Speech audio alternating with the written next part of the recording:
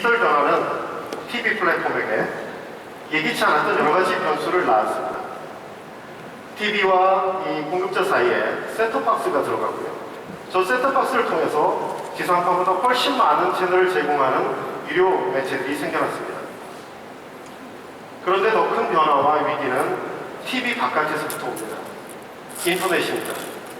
처음에 정보를 검색하는 정도의 인터넷이 점점 고도화되고 또 모두 생활 속으로 파고들면서 보편화되면서 점점 미디어의 성격을 갖습니다. 동영상을 쉽게 볼 수 있게 되고요. 나중에는 셋탑까지 연결돼서 IPTV라고 하는 서비스도 하게 되죠. 여기서 우리가 주목해야 될 문제는 바로 이것입니다.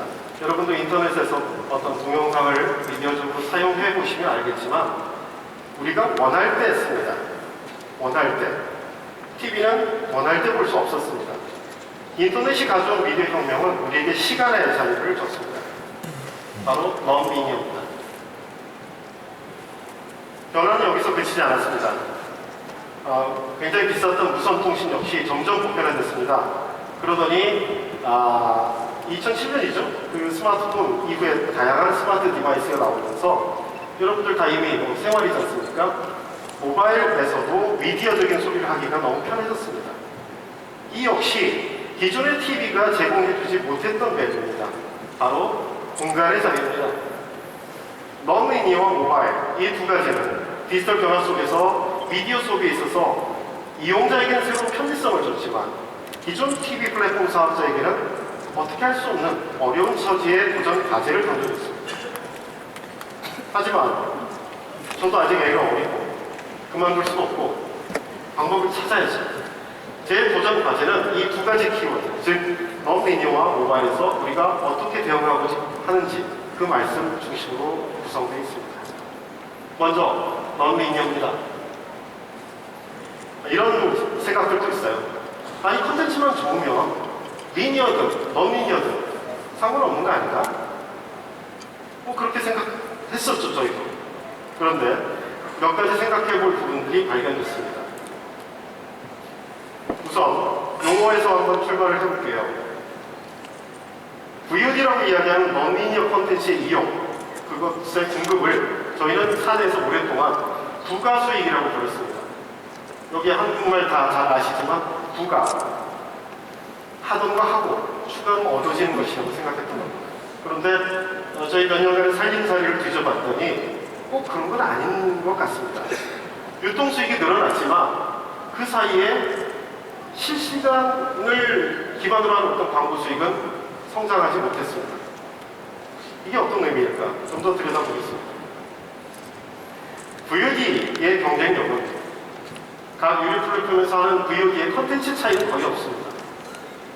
가격도 비슷합니다. 남은 차이는 뭐냐면 누가 VOD를 얼마나 빨리 올려주느냐입니다. 업로드 시점인데요. 이걸 그들이 열심히 하다 보니까 이제는 방송 끝나고 불과 10분 만에 그 프로그램을 다시 볼 수 있게 됐습니다. 그러면 제가 만약에 VOD를 이용하면 어떻게 되죠? 그 시간에 실시간 채널은 같이 이용 못합니다. 실시간 채널은 사라집니다. VOD 이용이 실시간 채널 이용과 매우 정면을 부딪히는 지점입니다. 이 부분에 대해서 저희도 이제 뭔가 문제를 발견하기 시작합니다. 그렇구나. 어차피 사람의 시간은 정해져 있고 그 가운데 사람들이 원하는 걸 골라보는 사이에 우리가 계속 보라고 제공했던 것들은 사라집니다. 결국 우리는 리니어한 미디어 소비와 넌리니어한 미디어 소비 사이에 균형이 필요하다는 생각에 이르렀습니다. 어떻게 할까? 정리를 보면 이런 상황입니다. VOD가 늘었는데 그게 애드되는 게 아니라 뭔가 이제 밸런스를 잡아야 되겠다. 밸런스를 잡는 방법을 몇 가지 구체적으로 생각해 봤습니다. 우선 VOD 콘텐츠의 가격 같은 게 있습니다. 얼마에 공급할까?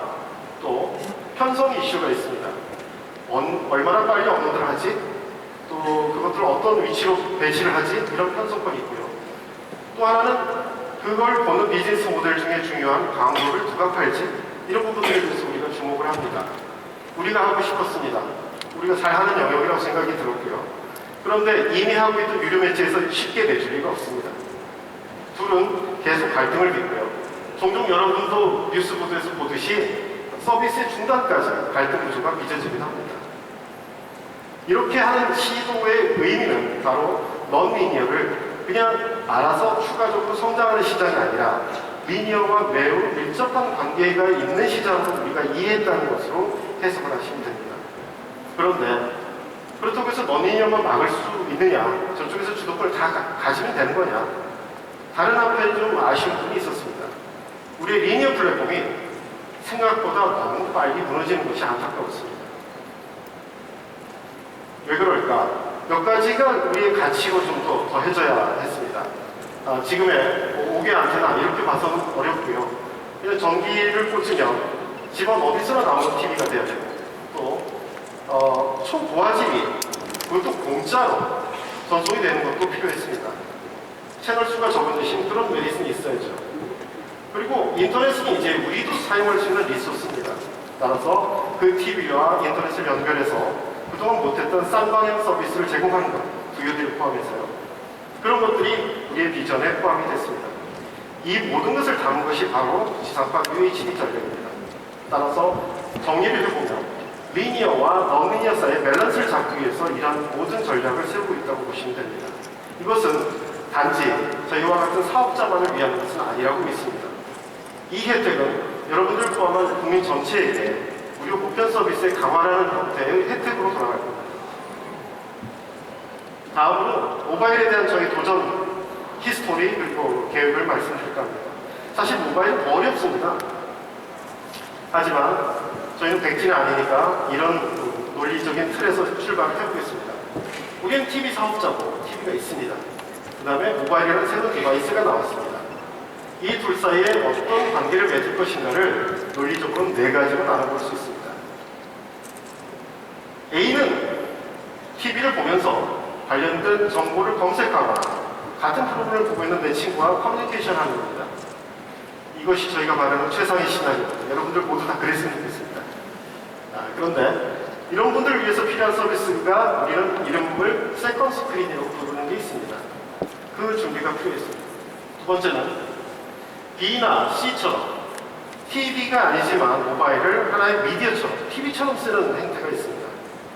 아버지가 A라는 채널을 보는데 A를 보거나 아예 TV가 없지만 그걸 충분히 만족하는 분들이죠.